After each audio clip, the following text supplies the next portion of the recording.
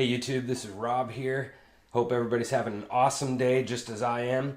And in this video today, we're going to be talking about dynamics and how to play dynamics a little better on violin and violas. I've got my viola right here, but this is going to work pretty well on all stringed instruments with a bow. So with dynamics, again, you have these different parts of every single song. You've got your notes, you've got your rhythms. For us, you have bowing direction for string players, you've got tone, you've got articulation, and then you have dynamics. And when you put all of those things together, then you're able to actually move on to the musicality of the song. But today we're going to be talking about dynamics. Dynamics are very important. They're definitely not the core of the song. The core of the song is the notes and the rhythms.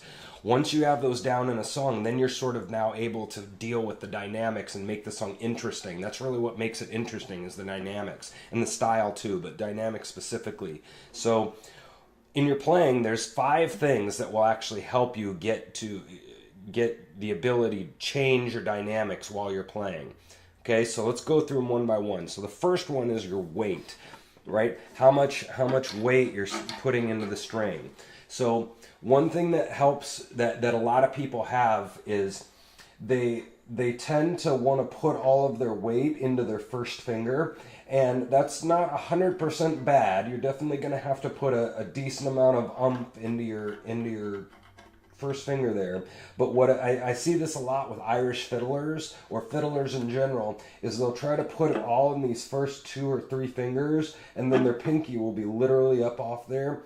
So what this allows you to do is this makes you kind of be pretty tense, right? You're putting a lot of pressure on that first finger. And yes, you're going to want to put some weight in there, but you also want to kind of distribute your weight into your pinky, so that you have a lot of strength into the pinky there. And so again, you're going to want to distribute your weight in your pinky and first finger, right? So that you have a decent amount of weight all the way through your fingers. And like I said, when you put all your weight in here, one thing that will help this is to try to don't think of it as I'm going to press more, that word press, right? Think of it as weight. Right, so you have 20 pounds of weight in your arm, or 10 or whatever, and there's plenty of weight already in your arm. So don't feel weird about using it. You definitely shouldn't need to press a ridiculous amount. You should use your arm weight to get in there. But the idea is, obviously, if you use more arm weight, so we have the spectrum, right? We have kind of loud to soft, right? For loud, you're going to want to put more weight in.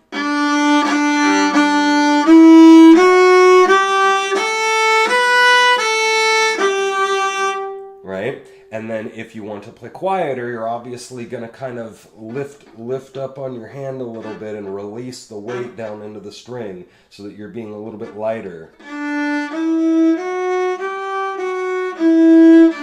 Right? I can feel I'm not squeezing with this thumb too hard. I'm not pressing down into the string.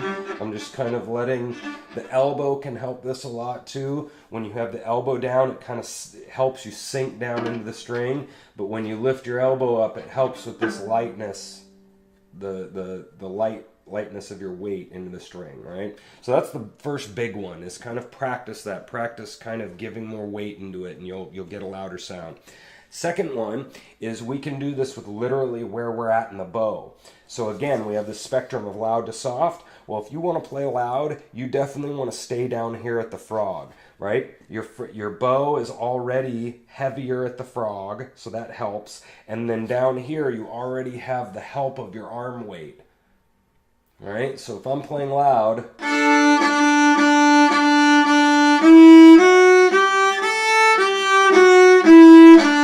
I don't really hardly have to do anything. I don't even have to hardly put any extra weight, because my arm weight is already doing it for me. Now, if I wanted to play quiet, one thing that makes it way easier is to pull out at the tip here.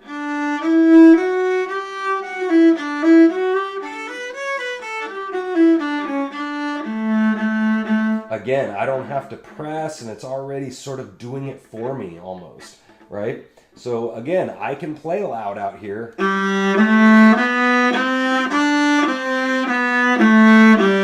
But have to do a lot of work. I can feel my first finger like pressing the crap out of my bow right now, right? Same thing with this.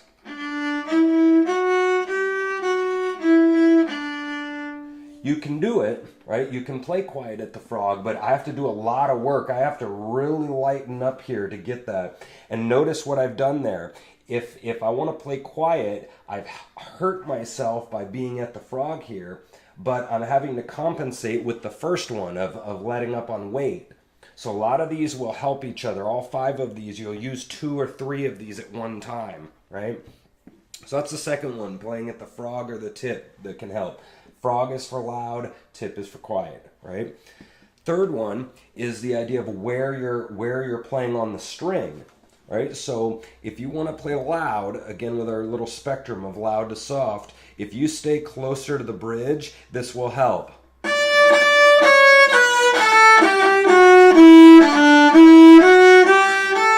Right? And then see where I'm at. I'm fairly over towards the bridge. Now, if I wanted to help myself by playing more quiet, I'm going to move from the bridge out towards the fingerboard-ish area, right?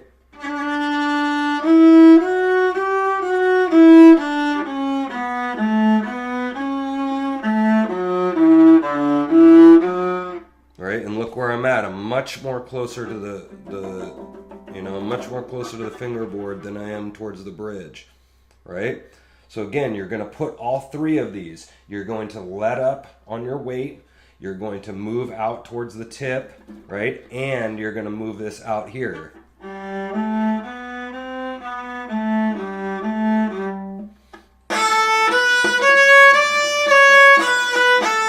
Right? And so when I get to loud, I'm going to help myself by staying at the frog. I'm going to help myself by getting a little bit closer to the bridge, and I'm going to give some weight.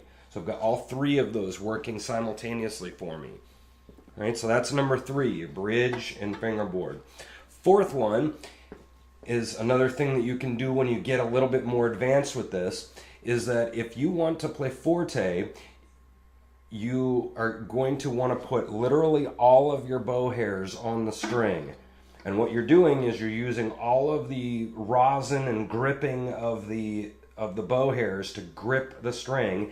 You're creating it to vibrate more, and then that's going to create a louder sound because it's vibrating more, right? So if you want forte, you want all of those hairs on the string.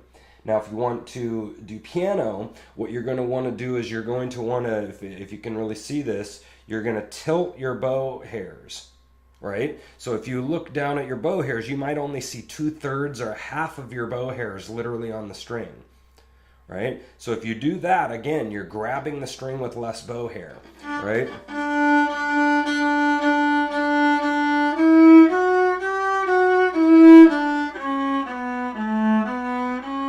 Right, so now I have 4 things working for me. I've lifted off and I'm not pressing very hard.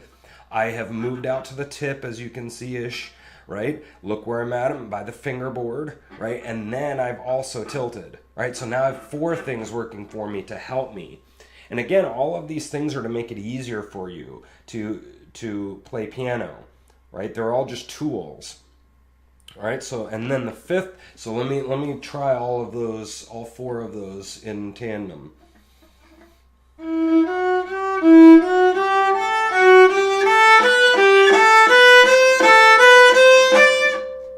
Right? Again, look where I'm at in the bow, pretty close down towards the frog. Look where I'm at, I'm closer to the bridge. I've also went back to flat hairs. Right? So I'm and I've given more weight as I go. Right? So you go from this loud to soft, and then the same thing's going to happen going from soft to loud, and then from loud back to soft. You're going to go to the opposite way with all 4 of those. So 5th one is the bow speed, right? Literally how fast you're going. So it's going to be easier when you're playing piano to use just a tiny bit amount of bow, right? An inch or even less.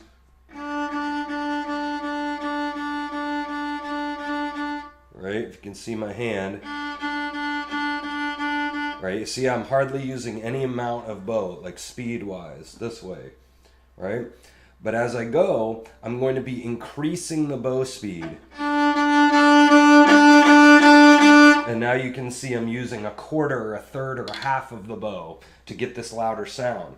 So an example of this is, let's see, so you'll see as I go through this, I'm going to be increasing my bow speed. I'm going to start here and then I'm going to move to louder, or to use more bow speed.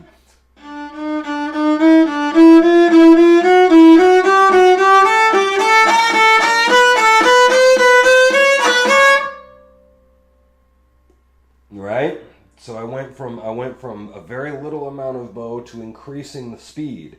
So in that one I'm doing 5 things. I'm doing bridge, fingerboard, I'm doing here to here, I'm doing more weight, I've went from tilt to not tilt, and then I've also increased the speed. So again, and the speed is back to the intensity idea, because a lot of dynamics is not necessarily that you're giving a louder, but you're intensifying the energy, right? So that bow speed is going to intensify the energy of the song. That's just a kind of another component to dynamics. So again, to practice this, what you're going to do, especially with the tip frog thing, you're going to want to practice that. You're not going to be able to will yourself into this. You can will your mind to say, okay, do this bow, but you're going to have to physically just practice that. And so I would just do it on open D. And you're going to travel, right, from here. So it's sort of like you do a longer up bow, short down, long up, short down, long up, short down. And it's sort of that kind of idea.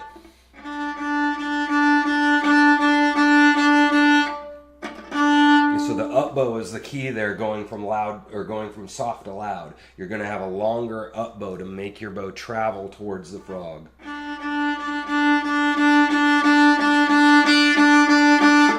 So you're going to want to physically work on that. Then you try to add the loudness factor with just a D. Right? So you go from soft to loud. So now you add the tip frog thing with the weight.